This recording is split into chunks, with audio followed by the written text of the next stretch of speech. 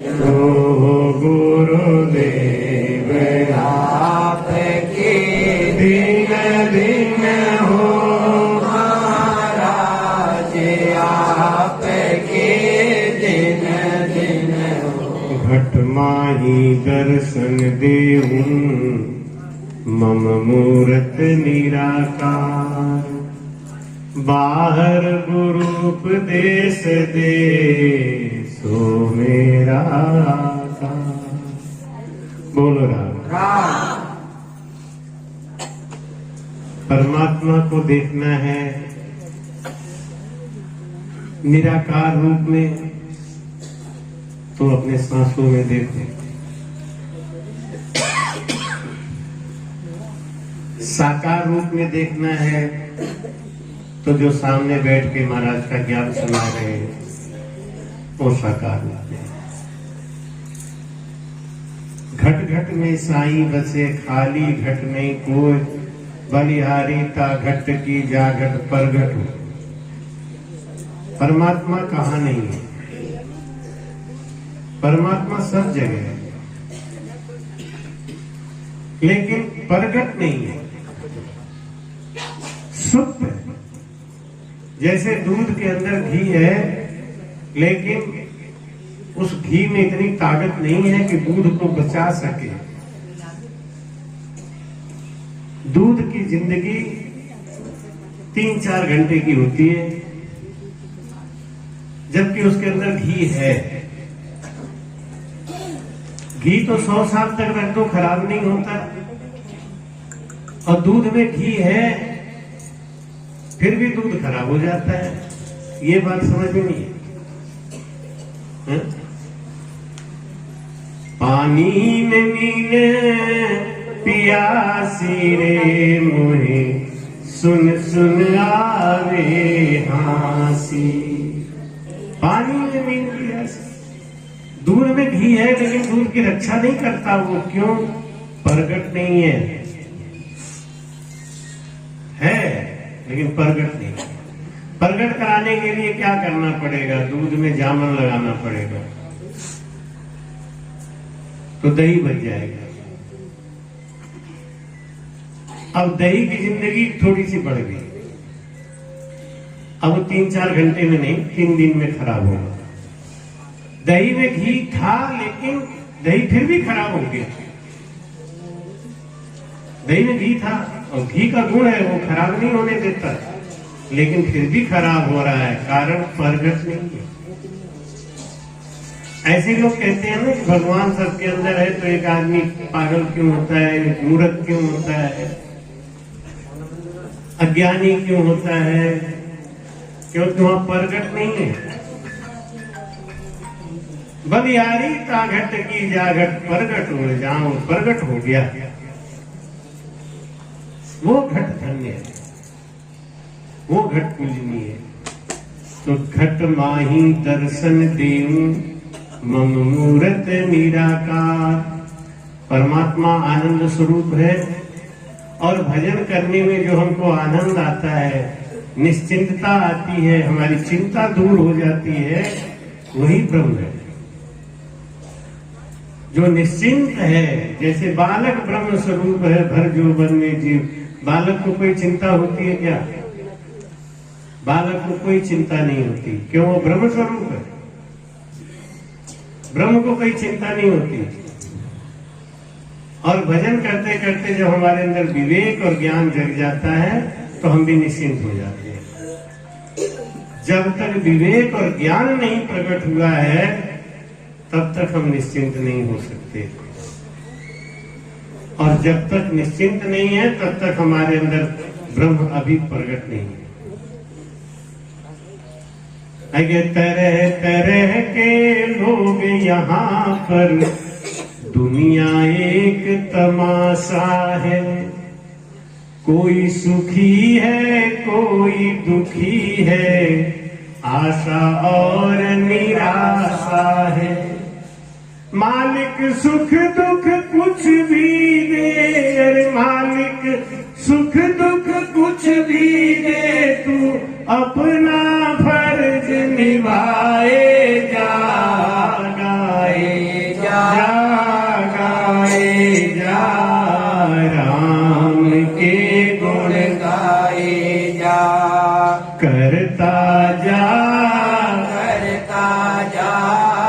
राम भजन तू करता जा। सुबह शाम इस मन मंदिर में, सुबह शाम इस मन मंदिर में झाड़ू रोज लगाए जा, गाए जा, गाए जा राम के गुण गाए जा।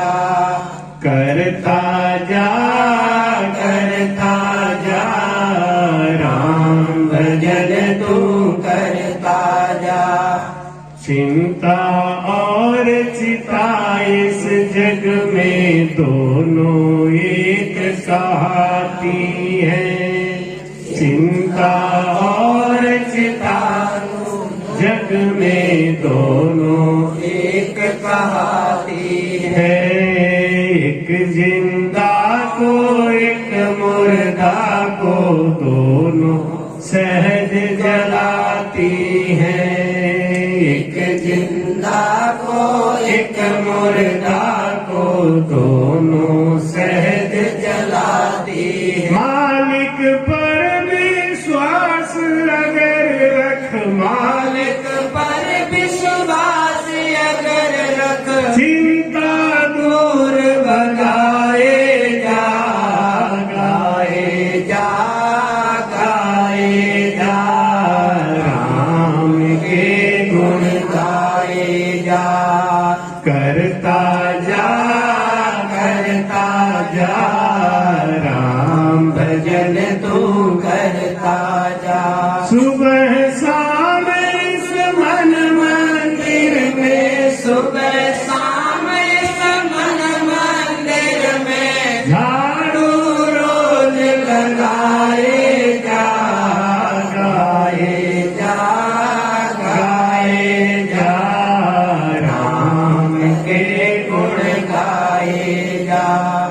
करता जा, करता जा राम भजन तू करता जा। कौन हमेशा रहा जगत में, किसका यहाँ ठिकाना है। कौन हमेशा जगत में, किसका यहाँ ठिकाना है। बांध ले अपना बिस्तर बंदे, ये तो देश बेगाना है। बांध ले अपना बिस्तर बंदे, ये तो देश बेगाना है। ये जगत मुसाफिर खाना है। है। ये जगत मुसाफिर खाना, ये सबको समझाए जा, गाए जा, गाए जा राम के गुण गाए जा। करता जा, करता जा राम भजन तू करता जा। बड़े भाग्य से नर्तन पाया, इसको सफल बनाएगा। बड़े भाग्य से नर्तन पाया, इसको सफल बनाएगा। श्वास उश्वास में राम सुमर के मन का ज्योत जलाएगा। सांस सांस में राम सुमर के मन का ज्योत जलाएगा। अंतर मन में प्रेम का अनुभव, अंतर मन में प्रेम का अनुभव करके ब्रह्म बताए जा, गाए जा, गाए जा राम के गुण गाए जा। करता जा, करता जा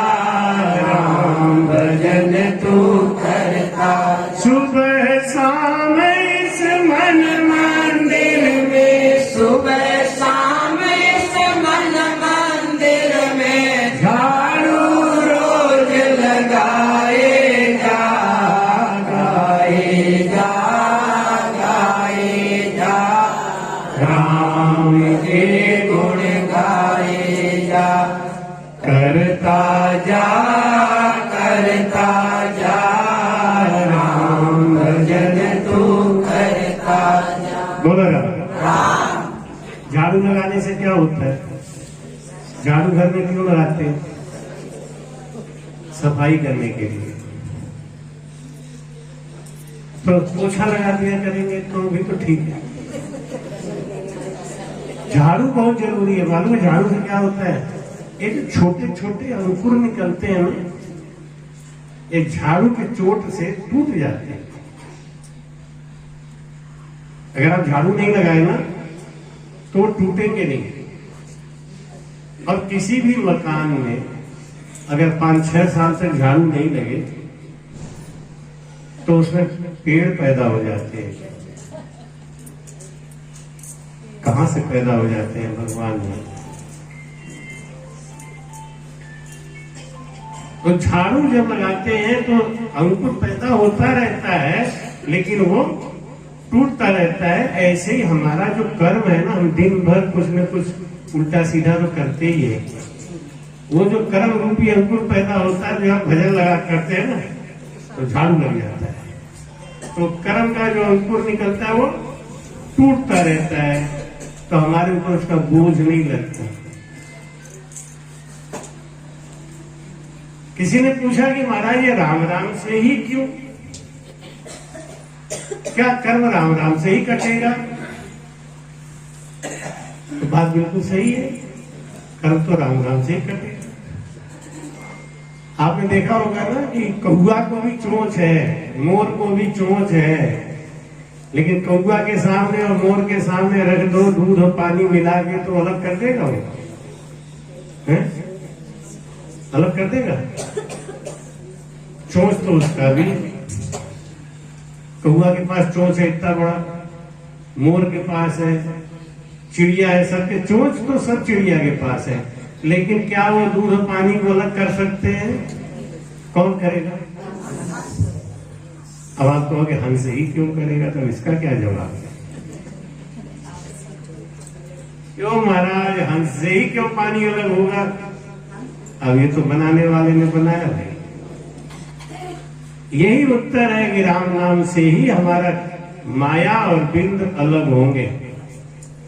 माया और बिंद, चेतन मन और माया जब मिले रहते हैं तो माया हमको दुख नहीं देती, हम सुखी रहते हैं। और ये राम नाम का जब वो हंस वाला चोंच लगता है ना, तो ये माया को और चेतन मन को अलग कर देता है, फाड़ देता है, अलग हटा देता है। तब माया बिलखती है, तब माया रोती है, और तब ये जीव को अपनी तरफ आकर्षित करने के लिए नाना प्रकार का नाटक करती है।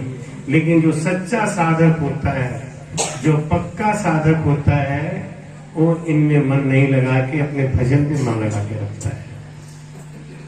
सुबह शाम इस मन मंदिर में झाड़ू रोज लगाया जाए, नहीं तो हमारे कर्म हमारे अंदर पनपते पनपते इतने भारी हो जाएंगे कि फिर वो बोझ कांटे से नहीं कटते। 84 लाख योनि में किसी में भी काटने का कोई तरीका नहीं है, ये केवल यही एक तन है, नर तन, इसी में कटेगा। इसलिए महाराज कहते हैं कि दरिया नर्तन पाई के किया न राम उचार, बोझ उतारन आविया ले चला सिर भार। नर्तन में आगे जिसने अपने कर्म को नहीं काट पाया, 84 लाख योनि में कटेगा नहीं। और ये राम भजन ही ऐसा है, ये राम भजन ऐसा है कि राम भजन करने वाले के पीछे पीछे 68 तीर्थ घूमते हैं। 68 तीर्थ एक संग राम सनेही के पीछे पीछे चलते हैं। इसका प्रमाण आता है, एक पुंडरीक ऋषि नाम के ऋषि थे, तो वो ऋषि के मन में आया कि मैं ऋषि होके कोई मानो के समाज के कल्याण के लिए कोई काम करूं तो तुम्हें ऋषि नहीं तो किस काम का ऋषि। साधनोति पर कार्यम इति साधु। साधु किसको कहते हैं? खाली भगवा वस्त्र पहनने से साधु नहीं हो जाता। जो लोक कल्याण के लिए हर समय कार्य करता है, दूसरों के उपकार के लिए कार्य करता है, दूसरों के सुख और शांति के लिए अपने सुख और शांति को हटा देता है, वो साधु है। साधनोति पर कार्यम इति साधु। चेला कौन है? शासनोति इति शिष्य। जो शासन में रहता है, गुरु का डर रखता है, वो चेला है। ऐसे तो सभी चेला बन जाते हैं कंठी बनवा के, लेकिन पार कौन होता है? हमारे कहते हैं वो पुंडरीक ऋषि ने मन में सोचा मैं क्या करूं, मैं क्या सेवा करूं। जब मैं भेष मिला मुझे, रेण महाराज जी के दरबार में गए हम वहां, रेण तो महाराज जी ने कहा कि पढ़े लिखे साधु लोग कुछ रामचंद्री धर्म की सेवा करो, कुछ नया दो समाज के लिए। तो गुरु महाराज की प्रेरणा और आशीर्वाद मिला तो सबसे पहले हमने यही हरजस बनाया था, गुरुदेव आपकी दिन दिन हो, महाराज आपके दिन दिन। अब तो लोग इसका नकल कर करके दुनिया भर के टुकड़े बना बना के गाने लगे हैं, लेकिन मुझे उसमें भी खुशी होती है। कुछ लोग तो मेरा छाप ही हटा देते हैं, अपना ही छाप लगा के बोल देते हैं। चलो ठीक। तो सबसे पहली सेवा यही करी, ये हरजस बना। उसके बाद तो कई हरजस बने, 40-45 हरजस बन गए। और दूसरा काम राम जी ने करवा दिया। सुखसारण जी महाराज जी के जो भक्तमाल संत वाणी थी, वो अर्थ सहित नहीं थी, उसका अर्थ करने का मौका मिला। राम जी ने जैसा कराया, लोगों ने बहुत सराहा, मार्केट में बहुत उपलब्ध है, लोग हंसे। हमें एक ही लेके आया था, और वो सीकर वाले भाई जो आए थे उसने भजन लिया तो उसको दे दिया। एक ही लेके आया था, वजन पड़ जाता है तो लेके कौन है। 2 सेवा करवा दी राम जी ने। साधु बनने के बाद हमको कुछ न कुछ समाज के लिए करना ही चाहिए, करते रहना चाहिए। तो पुंडरीक ऋषि के मन में आया कि ये दुनिया 68 तीर्थ कब नहाएगी। इतना छोटा उम्र है, पैसा सबके पास है नहीं, 68 तीर्थ कहाँ करेगी। तो मैं ऐसा करता हूँ, एक कुंड बनाता हूँ, उसमें 68 तीर्थों का जल ला के रखूंगा। खेड़ापन में महाराज ने ला के 68 तीर्थों का जल रखा खेड़ापन। उन तीर्थों का जल ला के मैं रखूंगा, ऐसा सोच के पुंडरीक ऋषि ने एक नियम बना लिया कि वो तीर्थों में भ्रमण करने लगे। 68 तुम्बा लटका लिया, और जहां तीर्थ में जाते कहीं रात हो जाती तो रुकते, तो पहले पूछते कि आपके घर में कोई तीर्थ गया है कि नहीं। अगर तीर्थ गया हो तो उसके हाथ से खाना खिलाना। अगर आपके घर में कोई तीर्थ नहीं गया तो मैं आपके घर का भोजन नहीं करूंगा, किसी और घर पे जाता हूँ। ऐसा नेम लेके कि जो तीर्थ नहाया होगा एक बार भी उसी के हाथ से खाना खाऊंगा, उसी के घर पे रुकूंगा। ऐसा करते करते करते काशी के पास 5 कोस दूर काशी, वहां चुनार एक जगह है, वहां के राजा के यहाँ, राजा कुरकट के यहाँ घर पे शाम को रुके। अब पुंडरीक ऋषि ने सोचा कि ये तो राजा है और 5 कोस पे काशी है, तो तीर्थ तो गया ही होगा ये। अब इससे मैं पूछूंगा तो ये नाराज हो जाएगा कि देखो मुझे क्या इतना भिखारी समझ रखा है। तो पुंडरीक ऋषि ने सोचा और कोई घर में इनके गया हो चाहे नहीं गया हो, ये राजा तो गया होगा, ये पक्की बात है। ये राजा है तो गया तो होगा, तीर्थ तो सभी सबको शौक लगता है। तो पुंडरीक ऋषि ने कहा कि राजन आप अपने हाथ से हमको भोजन कराना, आपके हाथ का भोजन करने की इच्छा है। राजा बोला आज तो मेरा धनभाग खुल गया, मेरी तो इच्छा थी लेकिन आपने कह दिया, हमारी सेवा मांग ली, मैं तो धनभागी हो गया। और खूब प्रेम से राजा ने भोजन कराया। पुंडरीक ऋषि ने भोजन तो कर लिया लेकिन संकल्प विकल्प में फंस गए। रात को सोए तो नींद नहीं आएगी, पता नहीं गया था कि नहीं। पूछ लेते एक बार तो काम बन गया होता नहीं। फिर दूसरा बन, अरे राजा है, पैसे वाला है, गया ही होगा, पक्का गया होगा, सो जाओ सो जाओ। लेकिन ये मन बड़ा विचित्र है। फिर एक मन कहे मान लो नहीं गया होगा तो अब क्या होगा। अरे क्या मान लो, क्या मान लो, गया होगा। नहीं गया हो तो अरे गया होगा, ये मन का संकल्प विकल्प, रात भर सोया नहीं, करते रहे। सवेरे राजा बोले कि चलो महाराज आपको छोड़े आऊं कुछ दूर तक। छोड़ने गए, पुंडरीक ऋषि ने सोचा पूछ ही लूं थोड़ा सा, लेकिन जुगाड़ बना के पूछा। क्या पूछा कि राजन मुझे काशी जाना है, किस दिशा में है, कितनी दूर है। सोचा गया होगा पट बता देगा ना, इधर दिशा में इतना कोस दूर। तो राजा क्या बोला, 5 कोस पर निकट बताए,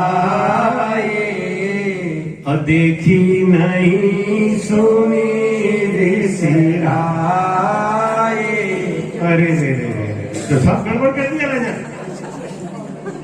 ये कह रहा देखी नहीं सुनी ऋषिराई, क्या ये 5 कोस पर निकट बताई। 5 कोस पर गंगा बहती है, काशी तीर्थ इधर ही कहीं कोने में है, ऐसा लोग बताते हैं, लेकिन सही बताऊं मैं तो कभी गया ही नहीं। अब पुंडरीक ऋषि ने सोचा कि जब ये काशी नहीं गया तो हरिद्वार कहां गया होगा। 5 कोस पे काशी है, वहां नहीं गया तो हरिद्वार का 1200 कोस कौन जाएगा। उपजी गिलानी गौ में चले आए। पुंडरीक ऋषि के मन में गिलानी हुई, उसी समय 3 गौएं आई, और देखत देव कन्या होई जाई। और राजा का दर्शन करके वो दिव्य रूप स्वरूप धारी दिव्य कन्या बन गई। हाँ, पुंडरीक ऋषि की आंखें फटी रही, ये क्या चर्चा आई थी तो काली काली बूढ़ी गाय थी, अभी ये ऐसी सुंदर सुंदर अप्सरा कैसे हो गई। तो पुंडरीक ऋषि पूछते हैं, हे राजा ये क्या हुआ अचंभा, पशुआ जोड़ भई क्यों रंभा। हे राजा ये क्या आश्चर्य हुआ, पशु कन्या कैसे बन गई। तो राजा कहे इन्हीं को बूझो, हम तुम यहाँ नहीं कोई दूजो। राजा बोला आज के बाद, आज के पहले कभी ऐसा कुछ नहीं हुआ भाई, पहली बार मेरे संग ऐसा हुआ है। अब तुम ही पूछ लो, हम ही तुम है और कोई दूसरा तो है नहीं। तो जब ऋषि पूछे परसंगा, ऋषि ने पूछा ये माता ये देवी जरा परिचय बताओ, आप कौन हो। तो बोली मैं काशी गोदावरी गंगा। अरे रे रे रे रे रे क्या बात करिए, क्या हुआ भाई। जिन तीर्थों के लिए मैं भटक रहा हूं वो तीर्थ है राजा के पास, काशी तीर्थ, हरिद्वार से गंगा और दक्षिण से गोदावरी, ये तीनों तीर्थ यहाँ क्या कर रहे हैं। तो पुंडरीक ऋषि पूछते हैं कि आप यहाँ कैसे आई, यहाँ क्यों आई, क्या कारण से। तो कहती है तीर्थ कि दुनिया पाप करे मोहेरा, पशुआ जोड़ भरण भई काले। ये दुनिया पाप करती है पूरे महीना, और पूर्णमासी को आके गंगा को नहला देते हैं, और फिर लाइसेंस लेके आते हैं, फिर महीना भर पाप करेंगे, पाप लाइसेंस लेके आते हैं, गंगा मैया से लाइसेंस मांगे, फिर 1 महीना खुल के पाप करेंगे, चोरी चकारी बेईमानी सब, और पूर्णमासी को फिर गंगा जी में डुबकी मारती है। तो दुनिया पाप करे मोह डाले, पशुरा जून भरण भई। तो पुंडरीक ऋषि ने कहा तो यहाँ काहे लिए आई हो, ये राजा कौन सा बड़ा काम करने वाला आदमी है। ये राजा भी तो और भी गड़बड़ सड़बड़ है, जो कभी तीर्थों में जाता ही नहीं। तब तीर्थ क्या प्रमाण देते हैं, ये राजा परमेश्वर पूरा, दर्शन किया पाप होए दूरा। अरे राम राम राम राम। पुंडरीक ऋषि ने कहा, रे राम, मैं इस राजा को पापी समझ रहा था और इसके चरणों में तीर्थ लोट पोट के अपना पाप लुटाते हैं, अपने को निर्मल करते हैं। बस पुंडरीक ऋषि ने वही 68 टुकड़ा तोड़ के फेंक दिया। ये महाराज, मैं तीर्थों में भटक भटक के परेशान हो गया। मुझे क्या पता कि तीर्थ आपके चरणों में। तो आप कौन सा काम करते हो? आप कौन सा भजन करते हो? आपके पास ज्ञान कौन सा है? तो महाराज कहते, सांसों सांस कहे हरि नाम, फिरे रसना मुख में दिन राती। धीरज ध्यान अडोल डोले, आसन मार उदासो छाती। नाल समीसल राखत नाही, मोड़त अंगन बंदत बाती। मन कुंठो पवन सुमेला, सुरत समोय निरत कर साथी। सुख राम कहे यूं ध्यान धरो, जो दीप के संग जलत है बाती। बोला 8 बज गए। जो दीप के संग जलत है बाती। हे राजन, तुम वो वाला भेद बताओ जिसके प्रभाव के कारण तीर्थ तुम्हारे दर्शन को आते हैं। तो राजा बोला कि ऐसा भजन करो, सांस और सांस कहो हरि नाम, फिरे रसना मुख में दिन राती। ये जीव है ना, इसको शांति से मत बैठने दो। आप कथा तो कान से सुन रहे हो ना, और दर्शन तो आंख से कर रहे हो, लेकिन ये लाली बाई बीच में क्या कर रही है? लाली बाई सब खुरापात की जाए। ये लाली बाई को आराम मत करने दो, लाली बाई को काम में लगाओ। इनको भी एक काम दो। आंख बेचारा दर्शन कर रहा है, कान सुन रहा है, तो लाली बाई तुम काहे को बैठी हो? तुम भी करो। उन्हें क्या कराना? बस में चल रहे हो तो, टेम्पो में चल रहे हो तो लाली बाई को काम में लगाओ ना। और सत्संग में अगर 2 घंटा बैठ गए और 2 घंटा लाली बाई ने सेवा कर दी महाराज, तो कितना बड़ा काम बन गया। नहीं कुछ लोग होते ना सत्संग में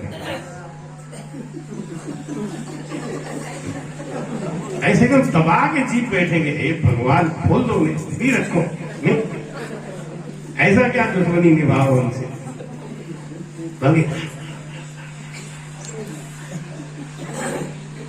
पुंडरीक ऋषि ने 68 तिम्बा वहीं पटक दिया, तोड़ दिया, फेंक दिया। और वो समझ गए क्या कि परमात्मा तो घट नहीं, घट माही दर्शन देव मम मूरत निराकार, बाहर गुरु उपदेश देसो मेरा आकार। कृपया चैनल को सब्सक्राइब करना ना भूलें। राम राम।